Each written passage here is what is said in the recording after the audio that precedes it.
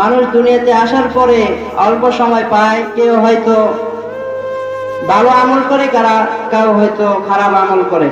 যারা ভালো আমল করে, যারা খারাপ কাজ করে, যারা নেক আমল করে না, এদের জন্য পরকালে এক ভীষণ আযাবের ব্যবস্থা করে রেখেছেন। আর যারা নেক আমল করে তাদের জন্য ভালো জায়গা জান্নাত রেখে দিয়েছেন।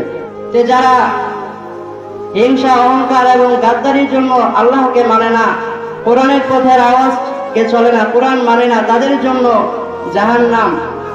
আসলে তো আমরা দেখি মানুষ জীবন পায়, এরপরে মানুষ একটা সময় পরে মৃত্যুবরণ করে। আল্লাহ বলেন যে মানুষের মৃত্যু আগে, তারপরে হায়াত। আসলে আল্লাহ তাআলা বোঝাতে গেলেন, বলতে চাইলেন যে আসলেই মানুষ, তোমরা মৃত্যু থেকে এসেছো, মৃত্যু থেকে তোমার জীবন। দুনিয়ার জমিনে যারা এসেছে, অনেক মানুষ হয়তো এমন পাওয়া যায় যে তারা অল্প সময় দুনিয়ার জমিনে পায়, হায়াতের জিন্দেগি বেশি দিন পায় না, অল্প সময় পরে মৃত্যু হয়।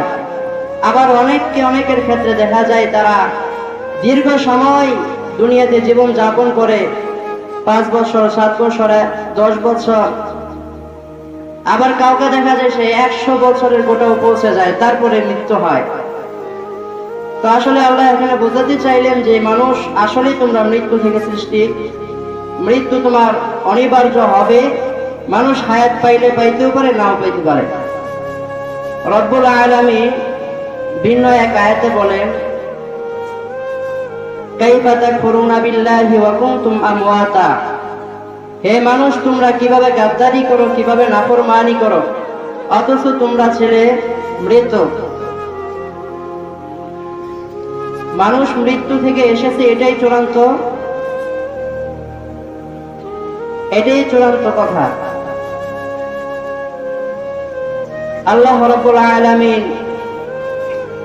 এই সূরার মধ্যে বললেন যে মানুষের মৃত্যু আগে এবং হায়াত মানুষের পরে।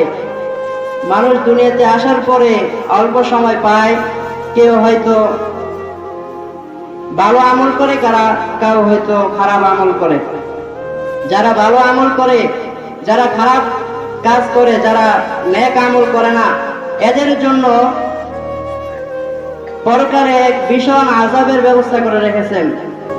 আর যারা নেক আমল করে তাদের জন্য ভালো জায়গা জান্নাত রেখে দিয়েছেন।